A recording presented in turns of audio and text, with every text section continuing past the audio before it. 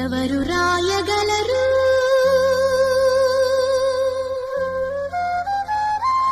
అమ్మాను మాట కన్న కమ్మని కావ్యం? ఎవరు పాడగలరు